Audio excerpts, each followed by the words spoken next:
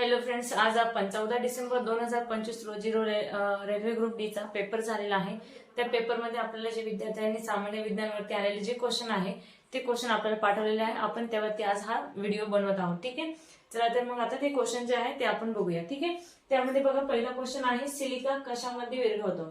तर सिलिका हा HF म्हणजे हायड्रोफ्लोरिक ऍसिड मध्ये विरघळतो। ठीक आहे, हायड्रोफ्लोरिक ऍसिड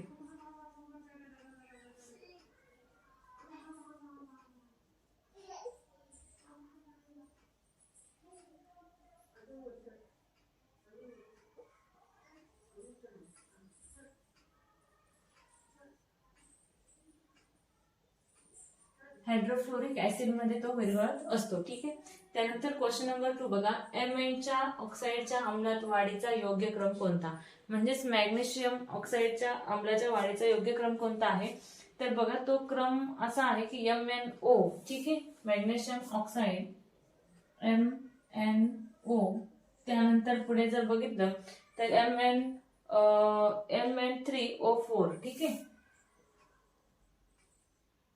3O4, परत पुढे काय येतोय, नंतर येतो परत Mn2O3 Mn2O3 आणि नेक्स्ट परत येतोय पुढे MnO2, म्हणजे एक एक रेणू कमी होत जातोय MnO2। ठीक आहे, आणि लास्टला येतो Mn2O7।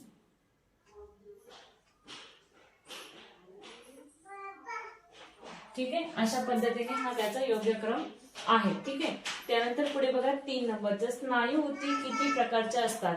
तर स्नायुऊती या 3 प्रकारच्या असतात, ऐच्छिक स्नायू, अनैच्छिक स्नायू आणि हृदय स्नायू। ठीक आहे, तर त्यामध्ये जर बघितलं तर ऐच्छिक स्नायू म्हणजे काय, तर आपल्या इच्छेनुसार ज्या कृती करतात त्यांना ऐच्छिक स्नायू किंवा ऐच्छिक ऊती असं म्हटलं जातं। ठीक आहे, ऐच्छिक स्नायू। त्यानंतर अनैच्छिक स्नायू कोणते आहे की जे आपल्या कंट्रोलमध्ये नाहीये किंवा आपल्या ते त्यांच्या पद्धतीने करतात, जे की आपल्या इच्छेनुसार चालत नाही, त्यांना अनैच्छिक म्हटलं जातं। आणि हृदय स्नायू जे आहे ते फक्त आपल्या शरीरातील हृदयामध्ये ते आढळत असतात। ठीक आहे, अशा प्रकारच्या 3 प्रकारच्या आपल्या स्नायुती आहेत। ठीक आहे, मग आपण आन्सर लिहूया 3, मग त्या कोणत्या आहे, ऐच्छिक, अनैच्छिक आणि हृदय। ऐच्छिक स्नायू,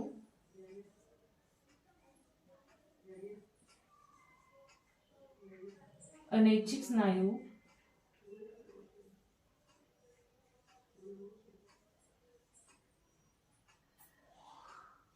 आणि हृदय स्नायू।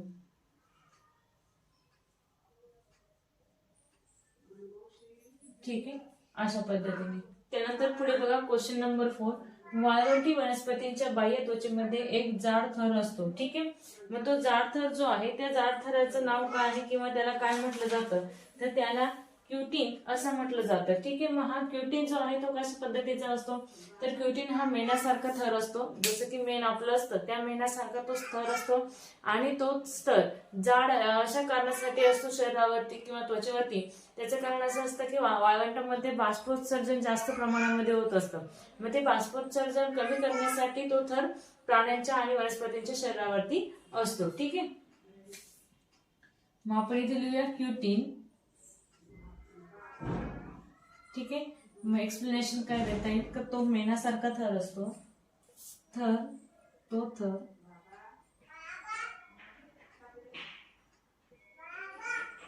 मेणासारखा असतो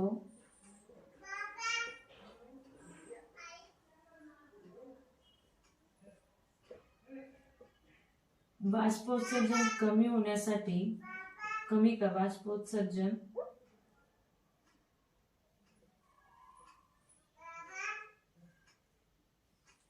कमी करण्याचे काम करतो, कमी करण्यास मदत करतो।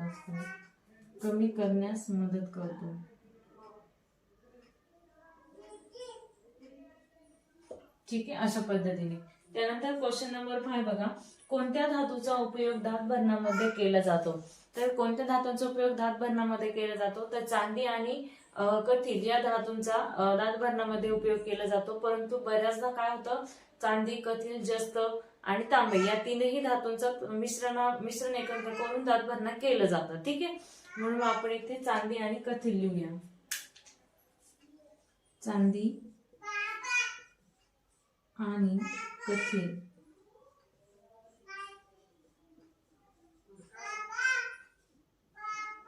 मिश्रण, ठीक आहे, अशा पद्धतीने. त्यानंतर पुढे क्वेश्चन बघा 6 नंबरचा, कोणता रंग सूर्यप्रकाशात सर्वाधिक अपवर्तन करतो? तर बघा सर्वात जास्त सूर्यप्रकाशामध्ये अपवर्तन करणारा रंग कोणता आहे?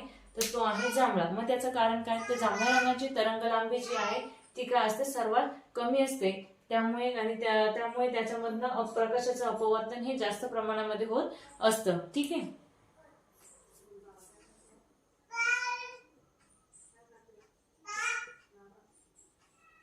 तरंगलांबी कमी असते या रंगाची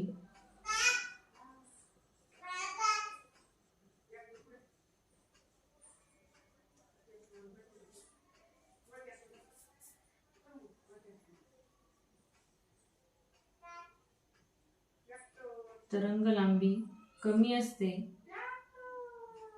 त्यामुळे प्रकाशाचे अपवर्तन जास्त होते.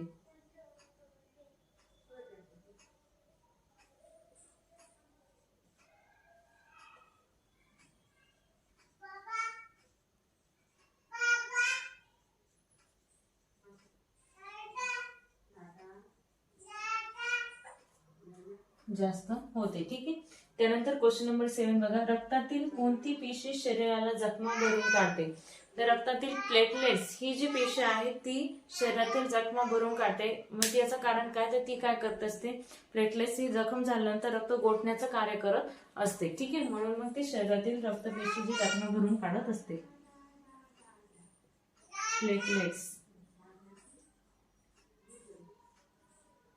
ठीक आहे, रक्त गोठण्याचं काम करते.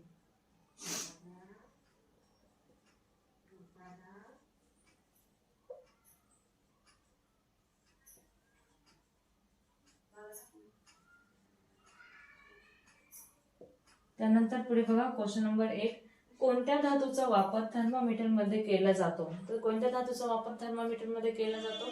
तर पारा या धातूचा वापर थर्मामीटर मध्ये केला जातो. त्याचं कारण आहे की पारा हे उष्णतेचे सर्वात उत्तम असं वाहक आहे.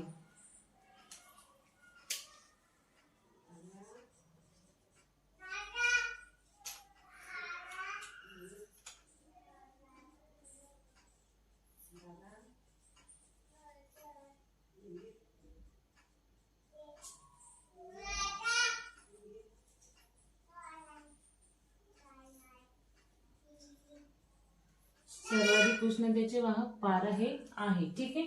अशा पद्धतीने आपण इथे क्वेश्चन नंबर 8 पर्यंत क्वेश्चन बघितले. राहिलेले जे क्वेश्चन आहे ते आपण नेक्स्ट स्लाइड मध्ये बघूया. आता आपण क्वेश्चन नंबर 9 बघूया. त्यामध्ये बघा, लोखंडाच्या डागांचा रंग टिंबटिंब असतो, ठीक आहे. तर लोखंडाच्या डागांचा रंग आपण बघितलाय, सर्वांनीच बघितलाय की तो लालसर तपकिरी रंगाचा असतो. परंतु त्याचं कारण काय? ज्यावेळेस लोखंड गंजतं म्हणजे त्याच्यामध्ये आयर्न ऑक्साईड ही प्रक्रिया घडून येते, ठीक आहे. मग त्यावेळेस त्याला लालसर तपकिरी रंग येतो, ठीक आहे. म्हणून आपलं आन्सर येते लालसर तपकिरी.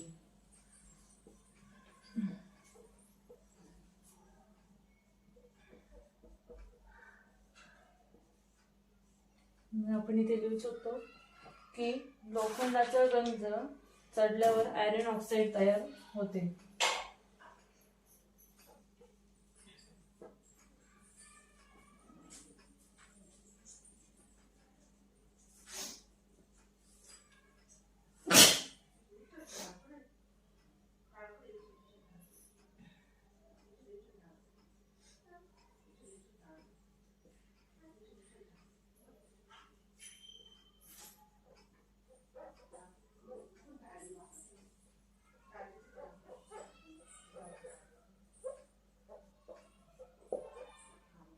तयार होते, त्यामुळे लोखंडाच्या डागांचा रंग हा लालसर तपकिरी रंगाचा असतो, ठीक आहे.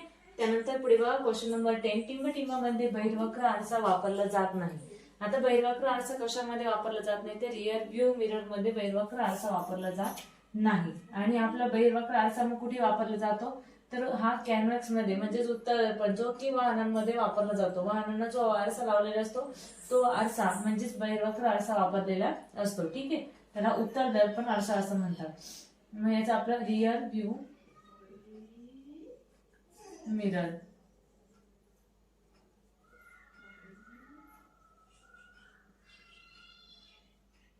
ठीक आहे. त्यानंतर पुढे बघा क्वेश्चन नंबर 11. जर एखाद्या 1 kg वस्तुमानाच्या वस्तूचा वेग टिंब असेल तर तिची गतिज ऊर्जा किती असेल. ठीक आहे. आता आपल्याला इथे वस्तूचा वेग काढायचा आहे. मग वस्तूचा वेग काढण्यासाठी आपल्याला वेगाचं सूत्र माहित पाहिजे.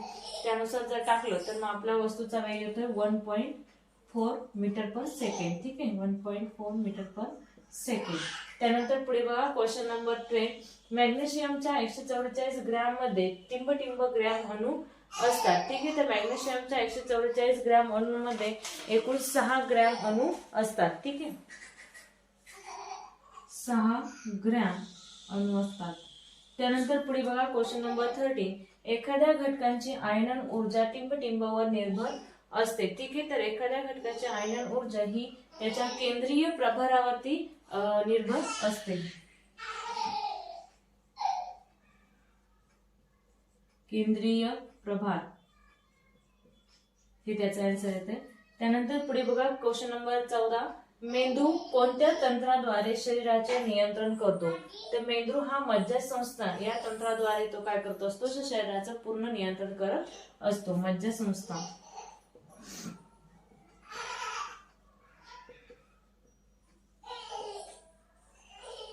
त्यानंतर पुढे क्वेश्चन आहे आपला, कोणता गॅस झाडांद्वारे प्रकाश संश्लेषणात वापरला जातो.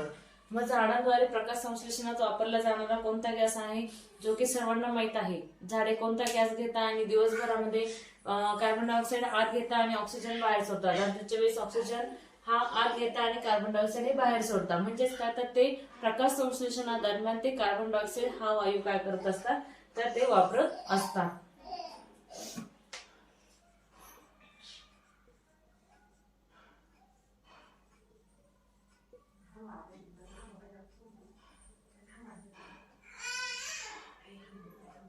ठीक आहे. त्यानंतर पुढे आहे क्वेश्चन नंबर 16. कोणत्या गतीने प्रकाश प्रवास करतो. म्हणजे प्रकाशाची गती इथे विचारलेली आहे. तर प्रकाश हा 3 लाख प्रति किलोमीटरने काय करत असतो, तर प्रवास करत असतो. 3 लाख किलोमीटरने प्रवास करत असतो. ठीक आहे. अशा पद्धतीने आपण इथे क्वेश्चन नंबर 16 पर्यंत क्वेश्चन इथे बघितले. राहिलेले जे क्वेश्चन आहे ते आपण पुढच्या स्लाइड मध्ये बघूया. आता आपण क्वेश्चन नंबर 17 बघूया. लहान मांसाहारी किंवा दुय्यम ग्राहक टिंब पातळीवर असतात. ठीक आहे.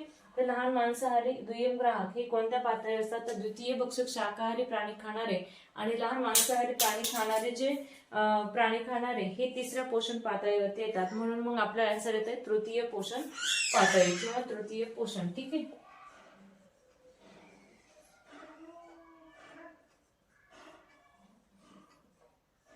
याचं एक्सप्लेनेशन काय येणार आहे की द्वितीय भक्षक शाकाहारी प्राणी खाणारे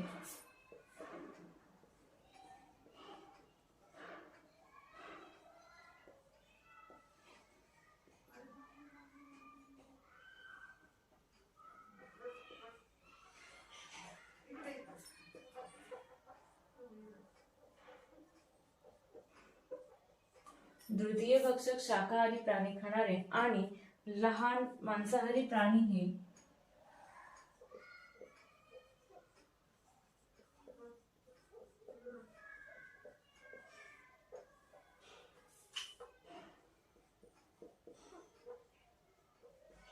तृतीय पोषण पातळीवर येतात.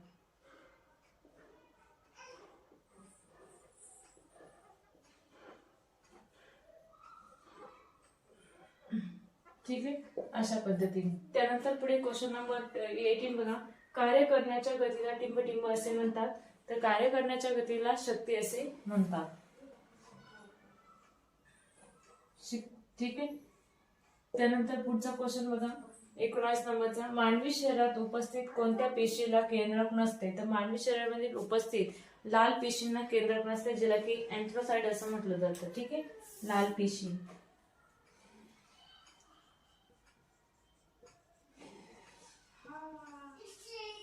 किंवा एरिथ्रोसाइट्स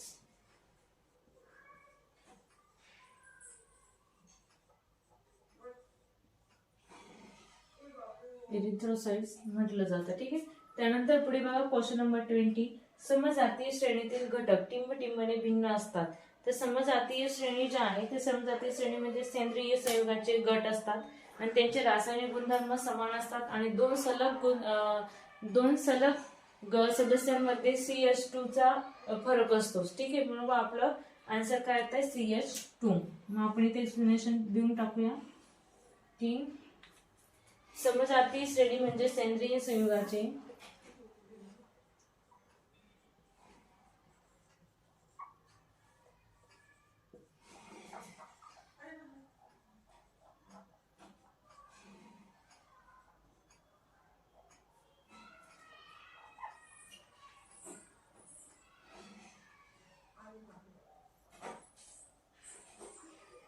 सेंद्रिय संयुगाचे असे गट आहेत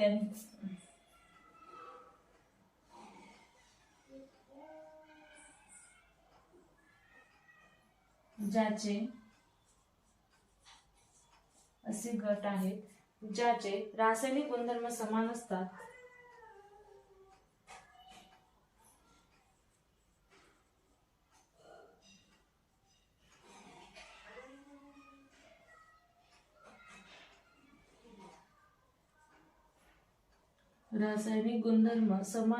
आणि दोन सलग सदस्यांमध्ये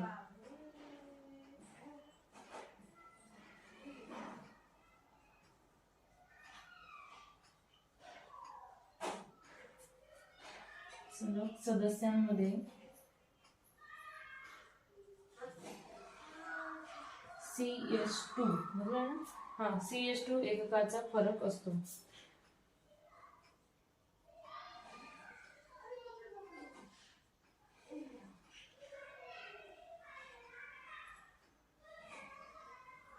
CH2 एककाचा फरक असतो. ठीक आहे. अशा पद्धतीने आपण इथे क्वेश्चन नंबर 20 पर्यंत सर्व क्वेश्चन घेतलेले आहेत. ठीक आहे. थँक्यू.